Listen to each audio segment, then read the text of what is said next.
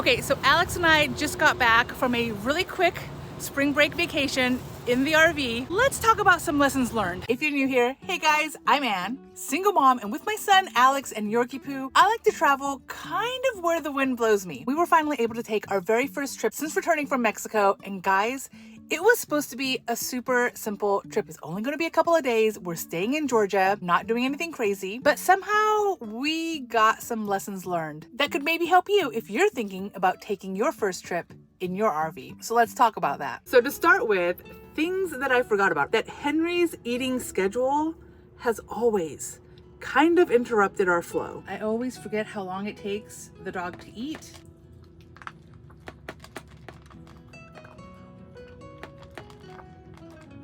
Now, in normal everyday living, it doesn't bother my flow. I've worked it into my flow. But when I schedule activities or fun things to do or to go on a road trip, making sure Henry eats at the right time is just a little bit of a bother. And so during this trip, the first place we went to was FDR's final resting place, also known as the Little White House.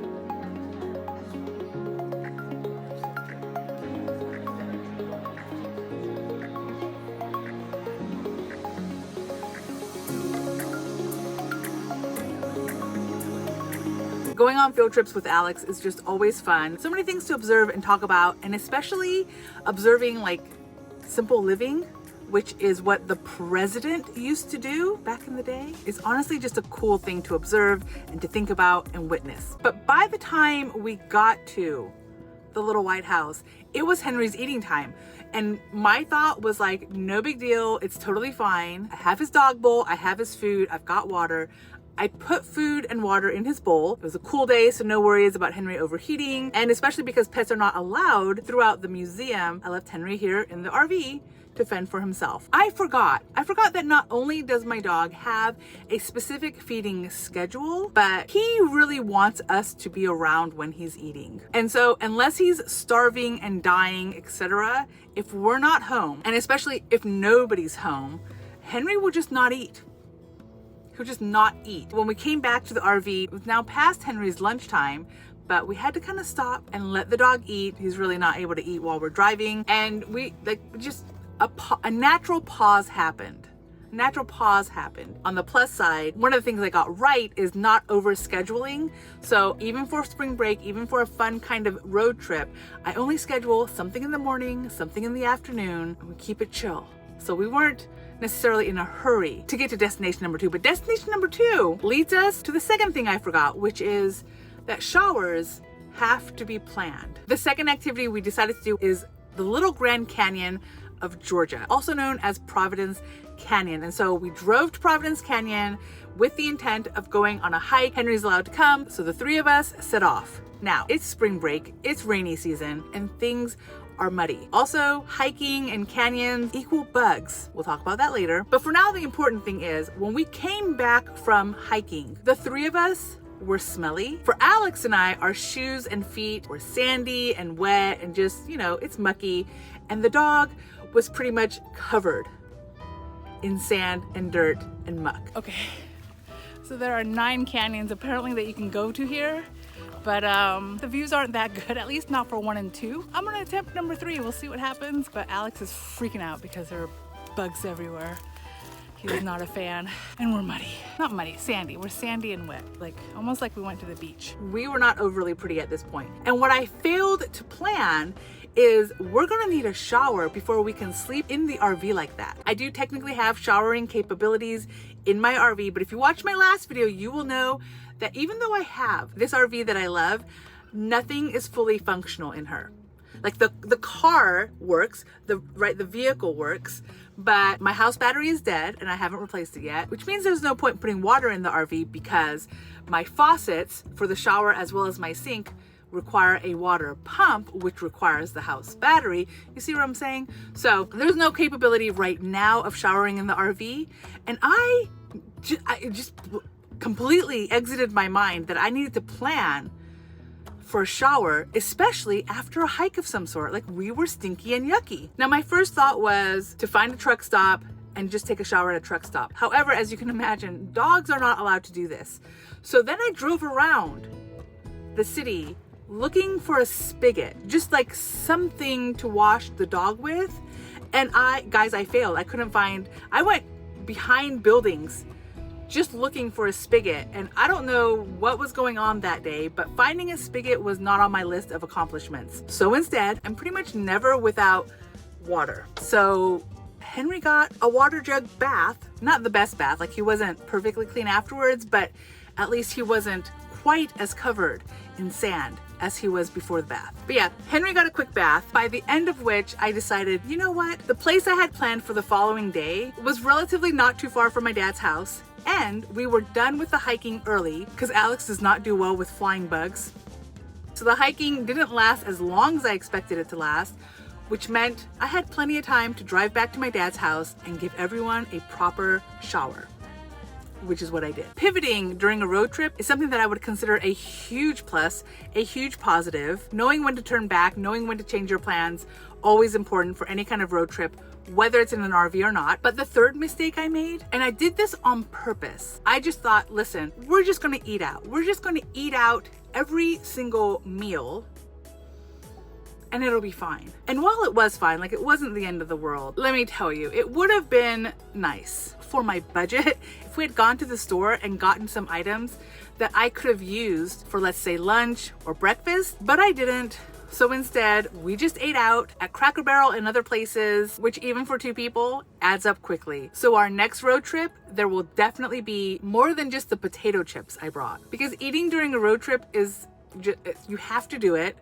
And it's much more cost effective if you can bring it with you. So those are the three things I forgot about RV living, is I have to economize, I have to plan showers. And honestly, even when I'm fully functional as an RV, I still have to plan out showers because showers take just a lot of water. And so especially if we've got a dirty activity where all three of us are gonna need to shower, I'm probably going to a truck stop or like a gym where we can take a shower and not worry about having to refill the fresh water in the RV as frequently. So in all levels, some poor planning that I should have remembered, but some things that have changed. Now I'm 5'6.5". Alex, I'm gonna go with he's probably 5'5". Like he's getting close to my height, but not quite. But while I love the spaciousness of my RV, I think it's perfect. I love that I can stand, etc. When there's two of us trying to traverse throughout the RV, like, it's not impossible, it's not awful, but it does get a little bit tight. That being said, while I absolutely noticed the difference in Alex's height, and Alex, not in this area, but especially the cabinets near the bed, he bumped his head a few times. Like, this is the season where teenagers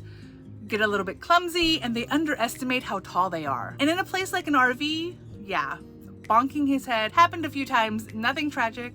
He's okay. I'm not saying you can't live in an RV when your kids are teenagers, so much as it is something to take into consideration.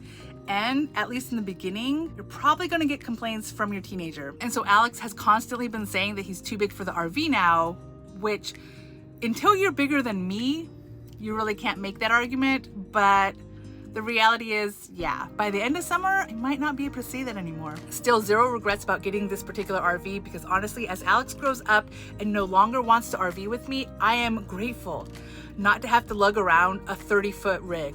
Like, I love my road trek. But related to being a teenager, boys are smelly, and they smell much more, especially during the teenage years. So back when Alex was 9 and we were full-time RVers, Alex having a shower every day was just not that important, which was perfect because taking a shower every day in an RV, also not always easy. Now, I have to be especially careful about, again, planning a hiking event where, even though I would say Alex doesn't literally have to take a shower every night, especially if the activities we're doing aren't sweaty, I still need to be cognizant that he's gonna need more showers than he did when he was 9.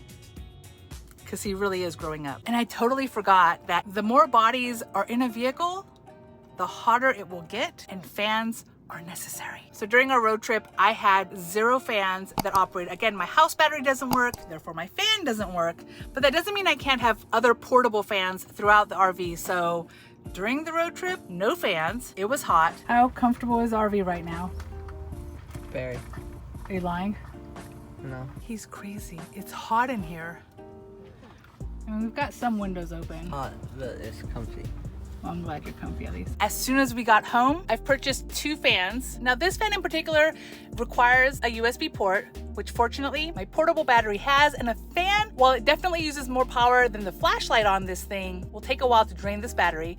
And I have a second fan, which is rechargeable, meaning while I'm using it, I don't have to have it attached to a USB, so I could have it fully charged before a road trip, or I could recharge it while I'm driving. Or again, plug it into my battery pack and use it. And it would have been great if it had occurred to me to bring even one fan that night. That being said, it is still spring, so it's not the dead of summer. Very glad that we now have a couple of fans. And I don't know if I would call this necessarily a change from RV life, so much as a change in my regular life, but Alex and I each have a cell phone. His plan is with Mint Mobile, and I think he gets 10 gigs of data a month. I believe that's the plan I got. My phone is with Telcel, which is the plan I had in Mexico, but something that I forgot, because it didn't really bother me when it happened in Mexico, is whenever I run out of data, Telcel is a pay-as-you-go plan, so it's unlimited talk and text, but it's not unlimited data. Now, generally speaking, the 200 peso plan is what I use every month, and it's no big deal, but when I take road trips, I usually need to get more data. Now, in Mexico, I had 2 basic methods that I could use. I could go online, which was my preferred method, and just get more minutes, or I could go into certain locations where they can add data to my plan. Very simple. Now, obviously here in the US, I'm limited to just the online method, which is fine, except it's actually kind of frequent that I go to my account on Telcel and the page is down. And sometimes it's down for a few minutes or an hour, and other times it's down for days. Like 2 or 3 days. Again, in Mexico and in normal everyday life, it really didn't matter because Wi-Fi is everywhere. Obviously in my home, I have internet. And even when you walk around Mexico, it is surprising the amount of Wi-Fi that just is everywhere, at least in the cities I lived in. And even the last month or so that I've been using Telcel, nothing has gone wrong. Everything is good until spring break. And literally for the 2 days before my spring break started, I was unable to go online and check to see how much data I had left, also unable to go and buy more data. So of course, on our last day of our road trip was when I ran out of data. Listen, in RV life, there are gonna be times where you have no signal, and so you're gonna be without a phone. It is what it is. It is part of RV life. But obviously when possible, like while I totally understand being in a location where my provider is not able to reach me, it happens. I'm in the middle of the woods, in wilderness, I can't expect a signal everywhere. When I'm in a place that I should be able to get signal, I do find it a little bit frustrating. So sadly, while I'm still going to keep my Telcel number and keep that up, I'm absolutely going to be doubling up, getting a different phone, a plan that has unlimited or essentially unlimited data, which is a little more accurate, so that wherever I am, if I can get signal, I have it. When I realized I didn't have data, it was early in the morning and I happened to be right outside of Cracker Barrel. So to get my map to work so that I could go where I wanted to go, I just went to the Cracker Barrel, used their Wi-Fi, set up Google Maps, and went. So it didn't stop my trip, but it did mean while I'm driving, I can't just exit out of Google Maps and go back in. Because when you go back in, you're gonna need to find Wi-Fi again. Alex has plenty of data on his phone, so I was also able to use his hotspot to initiate my Google Maps. But honestly, while I'm glad to have those backups, I want my phone to also be good to go all the time and not have the frustration of having the Telcel website not letting me pay. I'm gonna wait a few more months to make an official say, but for now, I'll say if you are not RV living, if you're just having kind of a normal everyday routine life, using Telcel in the US should be good. I'm gonna keep my Telcel, I'm gonna keep using it to see if anything else happens that I think would affect normal life. But for RV living, I think Telcel and even Mint Mobile has its limits. Again, for normal everyday use, Mint Mobile, Telcel, pay-as-you-go plans, I think they're fine. They're perfect. You'll be golden. RV living, even if I wasn't a YouTuber, having a bigger data plan, probably useful. I'm betting there's a lot of like old school, they've been RVers for years and years and years, that will tell me it's not as big of a deal as I think it is. Even though I carry atlases and maps, city maps if I'm in a new place, being able to use my app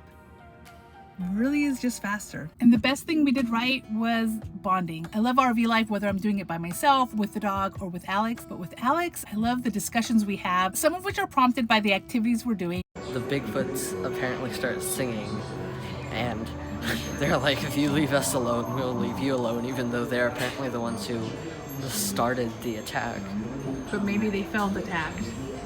Yeah. And so they, in their heads, they're, you know, two sides to a story. Maybe they're just like, oh, hey, I'll open this door. What's inside? And then they're like, and he's like, oh, what's this thing? Grabs the axe. Visiting the little White House, visiting a home that was worthy of a president, and seeing the simple life that he led, as well as, of course, talking about the technology of that time. Those were really fun conversations. And obviously, we had conversations about how the RV works, how we can, even without fans, leave the RV at least a little cooler via opening windows and using some Reflectix. But we also talked about life, like just life. And that's probably my favorite part of road trips, 100%. Now, even though I've complained a little bit about Alex getting bigger and a little bit smelly, RVing with a teenager is so much better than it was RVing with a kid. And pros and cons.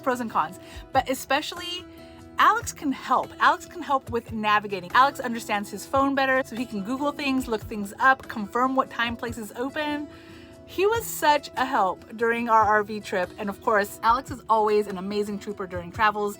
Even when things get a little bit hard, having Alex as a teenager traveling with me has been so much more helpful. It feels, honestly, like I don't have to do everything by myself. You know, when Alex was 9 and we did RV life, I pretty much had to do everything myself. I had to make all the decisions, I had to research all the things, I had to do all the things. And now that Alex is almost my height, now that he understands technology and just how the world works a little bit more, so much better. It was honestly an epic spring break.